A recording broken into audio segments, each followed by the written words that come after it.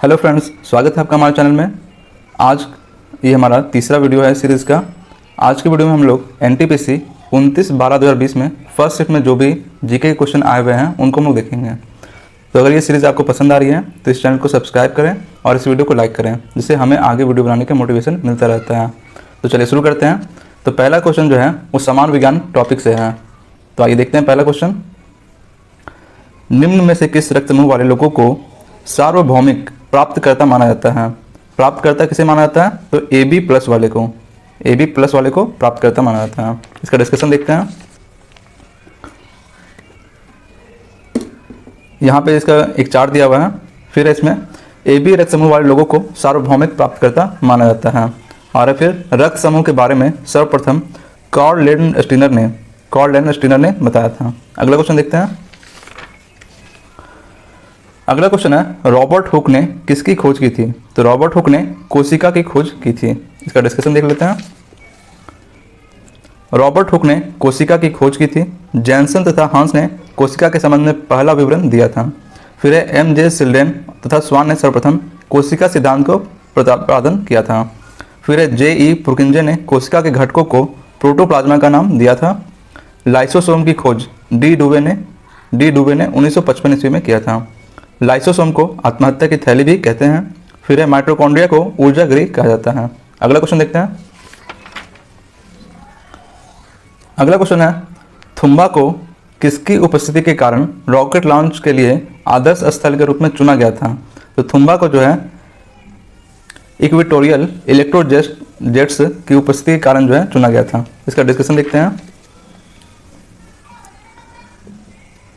थुम्बा को इक्वेटोरियल इलेक्ट्रोजेट्स की उपस्थिति के कारण रॉकेट लॉन्च के लिए आदर्श स्थल के रूप में चुना गया था।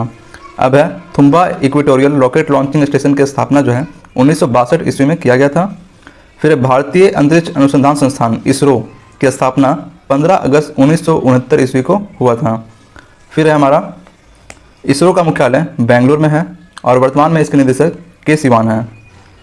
उस समय जो है क्वेश्चन के अनुसार उस समय के सिवान थे, अभी ये चेंज हो गए हैं। फिर भूमध्य रेखीय इलेक्ट्रोजेट्स की पहचान जो है सबसे पहले जियोमैग्नेटिक डेटा के उपयोग करके की गई थी। पश्चिम से पूर्व दिशा में तेज गति से क्षोभ सीमा की ऊंचाई पर चलने वाली परिध्रुवीय विसर्पी पवन धारा को जेट प्रवाह कहते हैं। अगला क्वेश्चन देखते हैं। अगला क्वेश्चन है, पित्त किसके द्वारा स्रावित होता है? तो पित्त जो है वो यकृत के द्वारा स्रावित होता है। डिस्कशन देखते हैं। पित्त जो है यकृत द्वारा स्रावित होता है। पित्त रस का दैनिक श्रवण जो है 500 से लेकर 800 ml होता है। यह भोजन को क्षारीय बना देता है। पित्त जो है भोजन को क्षारीय बना देता है। यह वसा का पाइसीकरण करने के लिए उत्तरदायी है। फिर है शरीर में यूरिया का संश्लेषण यकृत में होता है। यूरिया का संश्लेषण यकृत में ही होता है। यकृत का औसत वजन जो है 1500 ग्राम होता है। अग्नाशय में लैंगरहंस द्वीपिका पाई जाती है, जिससे इंसुलिन हार्मोन स्रावित होता है। तो इंसुलिन जो कहाँ से स्रावित होता है? तो अग्नाशय के लैंगरहंस द्वीपिका से। फिर ग्रहणी में वसा का पाचन प्रारंभ होता है। ग्रहणी यानी मुख से वसा का पाचन प्रारंभ होता है। मानव शरीर का सबसे बड़ा अंग यकृत है। अगला क्वेश्चन देखते हैं। नेत्र लेंस की अत्यधिक वक्रता या टेढ़ापन किसका कारण बन सकता है? तो ये जो है निकट दृष्टि दोष का कारण बन सकता है। देखते हैं इसमें। नेत्र लेंस की अत्यधिक वक्रता या टेढ़ापन जो है निकट दृष्टि दोष का कारण बन सकता है। अब है निकट दृष्टि दोष में निकट वस्तुएं जो हैं स्पष्ट दिखती हैं, परंतु दूर की नहीं दिखती हैं। आगे देखते हैं इसमें।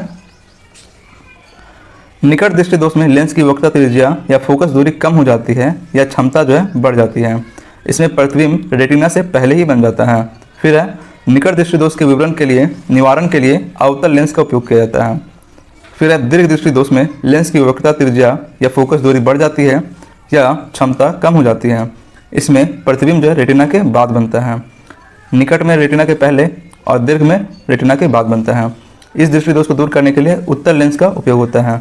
देखते हैं अगला क्वेश्चन। अगला क्वेश्चन है, निम्नलिखित में से कौन सा वेब ब्राउजर नहीं है? तो इनमें से कौन सा वेब ब्राउजर नहीं है? तो गूगल जो है वो वेब ब्राउजर नहीं है। गूगल एक सर्च इंजन होता है। देखते हैं डिस्कशन इसका। गूगल वेब ब्राउजर नहीं है। सबसे पहले वेब ब्राउजर का विकास जो है टिम बर्नर्स-ली ने 1991 में किया था और वर्तमान में कुछ प्रचलित वेब ब्राउज़र जो है वो दिया हुआ है।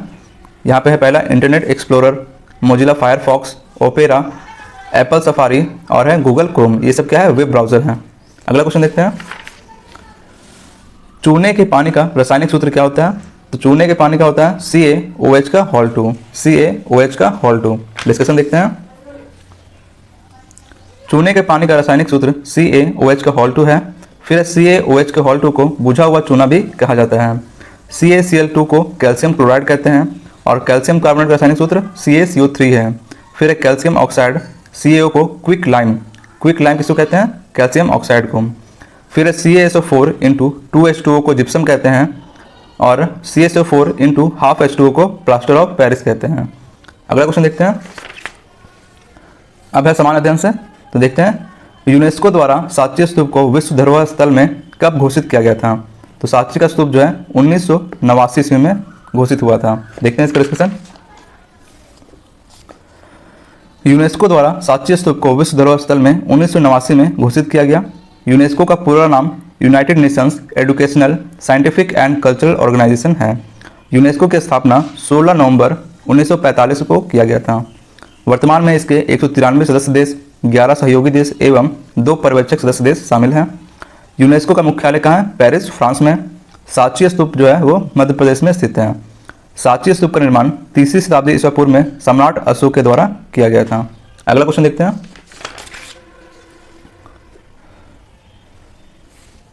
चलिए अगला क्वेश्चन है,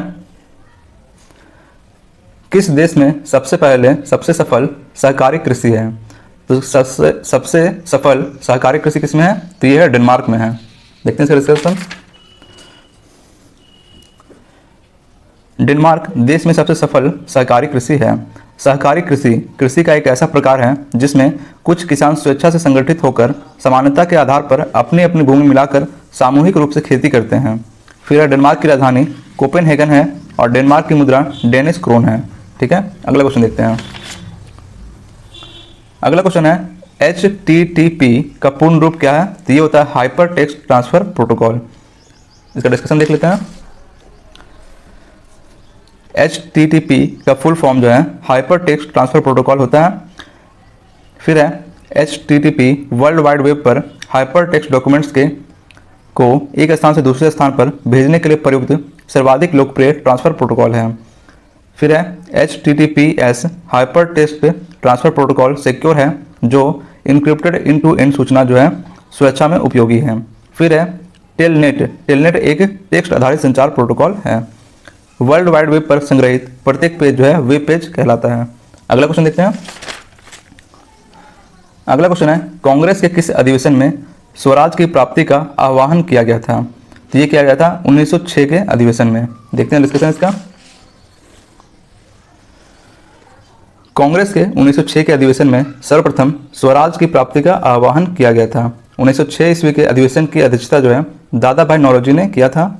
यह अधिवेशन कांग्रेस का 22वां अधिवेशन था जो कोलकाता में हुआ था।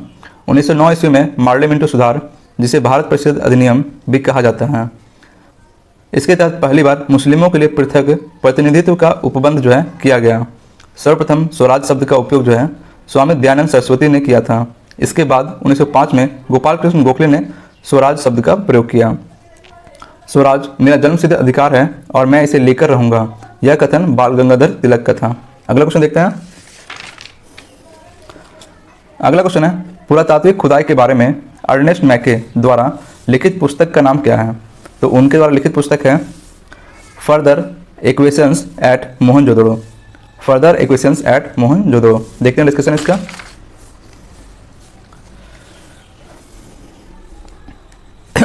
पुरातात्विक खुदाई के बारे में अर्नेस्ट मैके द्वारा लिखित पुस्तक का नाम फर्दर इक्वेशंस एट मोहनजोदड़ो है। अर्नेस्ट मैके की प्रमुख पुस्तकें हैं चौंदारो एक्सकेवेशंस, फिर है इंडस सिविलाइजेशन और फिर है city of shepherd Kings and ancient Gaza 5। फिर है मोहनजोदड़ो पाकिस्तान के सिंध प्रांत में स्थित है, जिसका अर्थ सिंध भाषा में मुर्दों का टीला होता है। फिर है मोहनजोदड़ो की खोज 1921 में राखल दास बनर्जी ने किया था। अगला क्वेश्चन देखते हैं।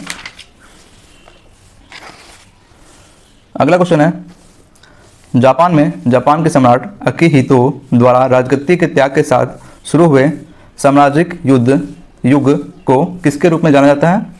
तो इसको हम लोग रीवा के रूप में जाने जाते हैं, रीवा के रूप में। अगला डिस्कशन देखते हैं। जापान में जापान के सम्राट अकिहितो द्वारा राजगद्दी के त्याग के साथ शुरू हुए साम्राज्यिक युग को रीवा के रूप में जाना जाता है।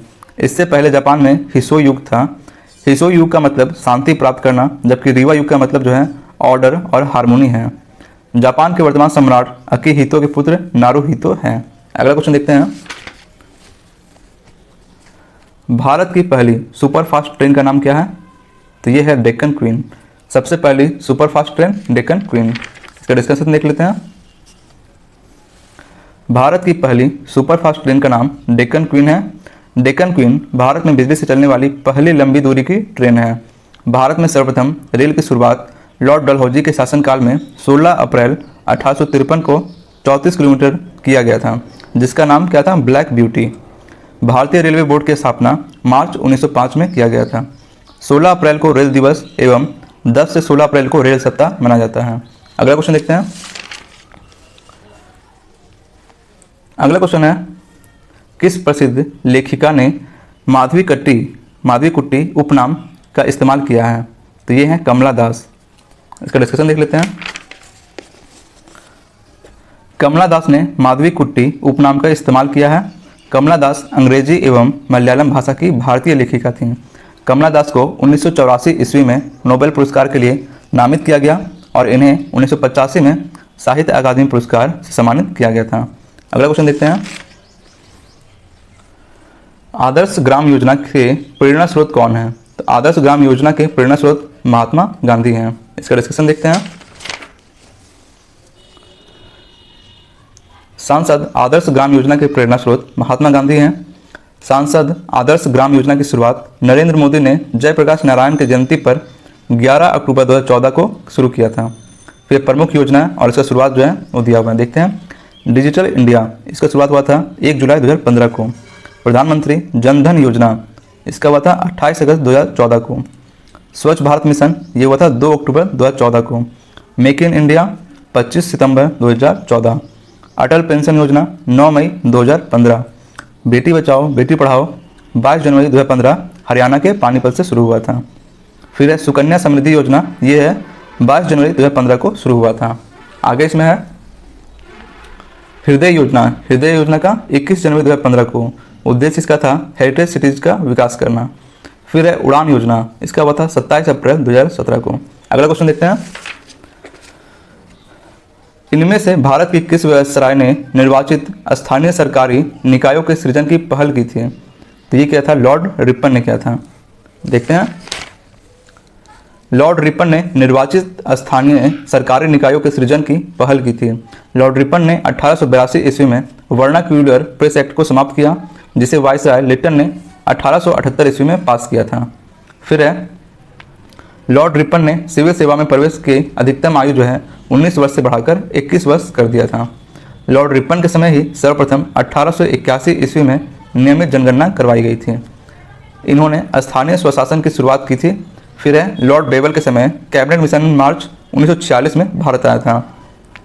लॉर्ड बेबल के समय। फिर लॉर्ड रीडिंग के समय होने वाली प्रमुख घटनाएं क्या क्या थी?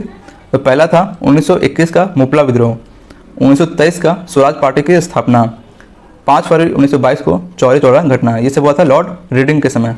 अगला क्वेश्चन देखते हैं।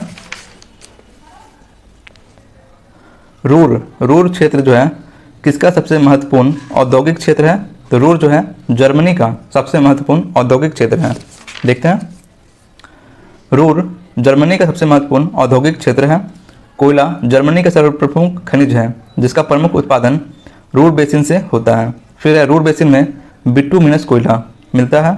रूर बेसिन को जर्मनी का काला प्रदेश और यूरोप का औद्योगिक हृदय स्थल भी कहते हैं। फिर है सेक्सोनी में जर्मनी के लिग्नाइट कोयले का सबसे बड़ा भंडार है। सार बेसिन भी जर्मनी का एक प्रमुख कोयला क्षेत्र है। भारत का रूर छोटानागपुर पठार को कहा जाता है। अगला क्वेश्चन देखते हैं। जीएसटी किस तरह का कर है? तो जीएसटी जो है एक अप्रत्यक्ष कर होता है। देखते हैं। जीएसटी एक अप्रत्यक्ष कर है। जीएसटी का फुल फॉर्म होता है गुड्स एंड सर्विस टैक्स। एक प्रकार का अप्रत्यक्ष कर है जिसे 1 जुलाई 2017 को लागू किया गया था। अब यहाँ पे दिया हुआ है जीएसटी के 3 प्रकार के टैक्स होते हैं।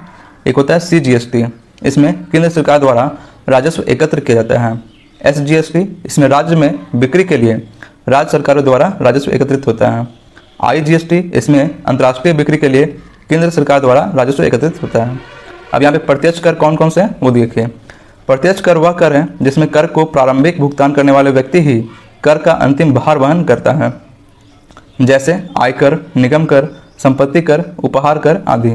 फिर है अप्रत्यक्ष कर। अप्रत्यक्ष कर वह कर होता है जिसमें कर का वास्तविक भार उस व्यक्ति पर नहीं पड़ता जो उसे अदा करता है, जैसे सीमा शुल्क, सेवा कर, केंद्रीय उत्पाद शुल्क, बिक्री कर, मनोरंजन कर आदि। अगला क्वेश्चन देखते हैं। अगला क्वेश्चन है, भारतीय संविधान में स्वतंत्रता, समानता और बंधुत्व की अवधारणाएं जो हैं किस देश से ग्रहण की गई है? तो ये ग्रहण किया गया है फ्रांस के संविधान से। देखते हैं। भारतीय संविधान में स्वतंत्रता, समानता एवं बंधुत्व की अवधारणा जो है फ्रांस के देश से लिया गया है।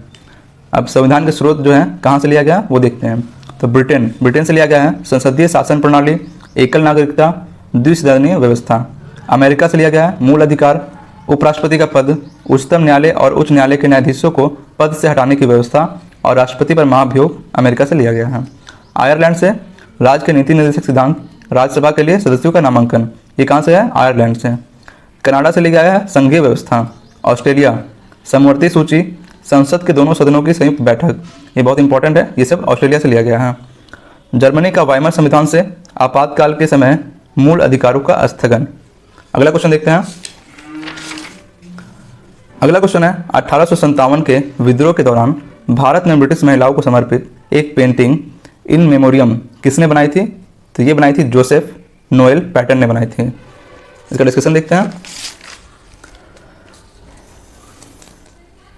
1857 के विद्रोह के दौरान भारत में ब्रिटिश महिलाओं को समर्पित एक painting in memoriam Joseph Noel pattern ने बनाई थी। 1857 के विद्रोह का तत्कालिक कारण चर्बी वाले कारतूस का प्रयोग था। 1857 की क्रांति का प्रतीक कमल और रोटी था। अब यहाँ पे प्रमुख वक्तव्य जो है 1857 के विद्रोह पर वो देखते हैं। लॉरेंस एवं सीले ने सैनिक विद्रोह की संज्ञा दिया था। वी.डी. सावरकर ने एक सुनियोजित राष्ट्रीय स्वतंत्रता संग्राम की संज्ञा दी थी। आर.सी. मजूमदार ने ना तो राष्ट्रीय ना ही स्वतंत्रता संग्राम ये कहा था। डिजराइली ने एक राष्ट्रीय विद्रोह की संज्ञा दी थी। फिर आउटरम एवं टेलर ने अंग्रेजों के विरुद्ध हिंदू एवं मुसलमानों का षड्यंत्र कहा था। अगला क्वेश्चन देखते हैं। अगला क्वेश्चन है, भारत का सबसे पहला सुपर कंप्यूटर कौन सा है? तो ये है परम 8000। इसका डिस्कशन देख लेते हैं। भारत का पहला सुपर कंप्यूटर परम 8000 है। भारत में परम सीरीज की सुपर कंप्यूटर का निर्माण CDAC पुणे द्वारा किया जाता है। CDAC का फुल फॉर्म होता है centre for development of advance computing. Anupam series के सुपर कंप्यूटर का विकास बार्क मुंबई द्वारा किया जाता है। भारत का प्रथम सुपर कंप्यूटर 1990 में विकसित परम 8000 है। वर्तमान में भारत का सबसे तेज सुपर कंप्यूटर परम सिद्धि AI है। विश्व का सबसे तेज सुपर कंप्यूटर जापान का फुगाकू है। अगला क्वेश्चन देखते हैं। चिश्ती सिलसिला के सबसे महत्वपूर्ण शिक्षकों में से एक शेख मोइनुद्दीन चिश्ती की दरगाह कहाँ है? तो शेख मोइनुद्दीन चिश्ती की दरगाह अजमेर में स्थित है। देखते हैं डिस्कशन इसका। चिश्ती सिलसिला के सबसे महत्वपूर्ण शिक्षकों में से एक शेख मोइनुद्दीन चिश्ती की दरगाह अजमेर में है। भारत में चिश्ती सिलसिला के प्रवर्तक मोइनुद्दीन चिश्ती थे। सूफी परंपरा में पीर का अर्थ गुरु, मुरीद का अर्थ शिष्य होता है। प्रमुख सूफी सिलसिले, अब देखिए सिलसिला और संस्थापक दिया हुआ है। तो चिश्ती सिलसिला का ख्वाजा मोइनुद्दीन चिश्ती, सुहारवर्दी का सिहाबुद्दीन सुहारवर्दी, नक्शबंदी का ख्वाजा उबैदुल्ला। अगला क्वेश्चन देखते हैं। अगला क्वेश्चन है, भारत का संविधान दिवस किस दिन मनाते हैं? तो संविधान दिवस हम लोग 26 नवंबर को मनाते हैं। इसका डिस्कशन देख लेते हैं। भारत का संविधान दिवस 26 नवंबर को मनाया जाता है। भारत का संविधान 26 नवंबर 1949 को बनकर तैयार हुआ था। संविधान सभा के प्रारूप समिति के अध्यक्ष डॉक्टर भीमराव अंबेडकर के 125वीं जयंती वर्ष के अवसर पर 26 नवंबर को वर्ष 2016 से, कब से? वर्ष 2016 से संविधान दिवस मनाया जाने लगा। 2015 से पूर्व 26 नवंबर को विधि दिवस के रूप में मनाया जाता था। 26 नवंबर को वर्गीज कुरियन की जयंती के अवसर पर राष्ट्रीय दुग्ध दिवस भी मनाया जाता है। फिर है बिहार में 26 नवंबर को मद्य निषेध दिवस मनाया जाता है। फिर है 15 अगस्त, इस साल के स्वतंत्रता दिवस की theme nation first always first रखा गया था। स्वतंत्रता के 75 वर्ष आज़ादी के अमृत महोत्सव के रूप में मनाया गया। पहले गणतंत्र दिवस 26 जनवरी 1950 के मुख्य अतिथि जो हैं इंडोनेशिया के राष्ट्रपति सुकर्नो थे। अगला क्वेश्चन देखते हैं। अगला क्वेश्चन है भारतीय राष्ट्रीय कांग्रेस का गठन किसने किया था? तो ये किया था ए.ओ. ह्यूम ने किया था। इसका डिस्कशन देख लेते हैं। भारतीय राष्ट्रीय कांग्रेस का गठन ए.ओ. ह्यूम ने किया था। W.C. बनर्जी का पूरा नाम वोमेश चंद्र बनर्जी है। ए.ओ. ह्यूम का पूरा नाम एलन ऑक्टेवियन ह्यूम था। भारतीय राष्ट्रीय कांग्रेस का गठन 28 दिसंबर 1885 में हुआ था। इसके संस्थापक सदस्यों में ए.ओ. ह्यूम, दादा भाई नौरोजी और वोमेश चंद्र बनर्जी थे। फिर है इसमें महात्मा गांधी कांग्रेस के एकमात्र अधिवेशन बेलगांव अधिवेशन 1924 की अध्यक्षता किए थे। अगला क्वेश्चन देखते हैं। अगला क्वेश्चन है इनमें से कौन भारत की सबसे ऊंची चोटी है? तो भारत की सबसे ऊंची चोटी कंचनजंगा है। इसका डिस्कशन देख लेते हैं। कंचनजंगा भारत की सबसे ऊंची चोटी है। विकल्प के अनुसार जो दिया हुआ, दुनिया की सबसे ऊंची चोटी माउंट एवरेस्ट है और भारत की सबसे ऊंची चोटी गॉडविन ऑस्टिन K2 है। माउंट एवरेस्ट की ऊंचाई 8,848.86 मीटर है। गॉडविन ऑस्टिन की ऊंचाई 8,611 मीटर है। यह हिमालय की दूसरी सबसे ऊंची चोटी भी है। फिर है कंचनजंगा की ऊंचाई 8,598 मीटर है। यह हिमालय की तीसरी सबसे ऊंची चोटी है। कंचनजंगा सिक्किम में स्थित है। हिमालय की उत्पत्ति के संबंध में आधुनिक सिद्धांत प्लेट विवर्तनिक है। अगला क्वेश्चन देखते हैं। अगला क्वेश्चन है निम्नलिखित में कौन सा एक बाघ संरक्षित टाइगर रिजर्व है? तो ये है जिम कॉर्बेट नेशनल पार्क जो है बाघ संरक्षित है। देखते हैं डिस्कशन इसका। जिम कॉर्बेट नेशनल पार्क बाघ संरक्षित टाइगर रिजर्व क्षेत्र है। टाइगर रिजर्व प्रोजेक्ट जो है अप्रैल 1973 में भारत में शुरू किया गया था। भारत में पहली बार बाघ की गणना 1972 में किया गया था। 2018 की गणना के अनुसार भारत में बाघों की संख्या 2,967 है। भारत में विश्व के सर्वाधिक बाघ हैं। भारत में बाघों की संख्या सर्वाधिक मध्य प्रदेश में 526 और उसके बाद कर्नाटक 524 है। मध्य प्रदेश को टाइगर स्टेट भी कहा जाता है। वर्तमान में भारत में 53 टाइगर रिजर्व हैं। फिर है सितंबर 2025 चलो ठीक है 53वां टाइगर रिजर्व छत्तीसगढ़ में गुरु घसीदा राष्ट्रीय उद्यान को बनाया गया है। जिम कॉर्बेट नेशनल पार्क जो है भारत का प्रथम नेशनल पार्क है जिसकी स्थापना 1936 ईस्वी में किया गया था। अगला क्वेश्चन देखते हैं। अगला क्वेश्चन है चंद्रयान 2 को लॉन्च करने के लिए किस लॉन्च यान का उपयोग किया गया था? तो चंद्रयान 2 को GSLV Mk3 M1 का उपयोग किया गया था। इसका डिस्कशन देख लेते हैं। चंद्रयान 2 को लॉन्च करने के लिए GSLV Mk3 M1 लॉन्च यान का उपयोग किया गया था। अब यहाँ पे देखिए इंपॉर्टेंट पॉइंट्स दिए हुए हैं चंद्रयान 1 के बारे में। इसको जो है 22 अक्टूबर 2008 को लॉन्च किया गया था। रॉकेट था PSLV XL C11। उस समय इसरो प्रमुख कौन थे? जी माधवन नाथ थे। चंद्रयान 1 में ऑर्बिटर एवं इम्पैक्टर का उपयोग किया गया था। भारत, सोवियत संघ, अमेरिका एवं जापान के बाद चंद्रमा की सतह पर पहुंचने वाला चौथा देश बना था। फिर लैंडिंग पॉइंट जो है जवाहर पॉइंट थी। फिर है चंद्रयान 2 के बारे में, तो इसको जो है 22 जुलाई 2019 को लॉन्च किया गया था। फिर है रॉकेट जो है GSLV Mk3 M1। इस रॉकेट का नाम जो है फैट बॉय या बाहुबली भी है। फिर लैंडिंग पॉइंट जो इसका है चंद्रमा की दक्षिणी ध्रुव है। लैंडर का नाम विक्रम था और रोवर का नाम प्रज्ञान था। फिर मंगलयान 5 नवंबर 2013 को सतीश धवन स्पेस सेंटर से लॉन्च किया गया था। रॉकेट का नाम है PSLV XL C25। भारत दुनिया का पहला देश बना जो प्रथम प्रयास में ही मंगल पर यान को उतारा है। ठीक है, इसका देखते हैं गगनयान। तो इसमें मनुष्य को पहली बार स्पेस में भेजा जाएगा। इससे पहले राकेश शर्मा एवं कल्पना चावला को विदेशी धरती से भेजा गया था। गगनयान के तहत सबसे पहले व्योममित्र नामक रोबोट को भेजकर जांच किया जाएगा। व्योममित्र दिसंबर 2021 में, जबकि मनुष्य को दिसंबर 2022 में भेजा जाएगा और रॉकेट का नाम है GSLV Mk3। तो यहाँ पे ये खत्म हो रहा है। मिलते हैं नेक्स्ट वीडियो में। और अगर ये वीडियो आपको अच्छी लग रही है तो इस चैनल को सब्सक्राइब कर लें।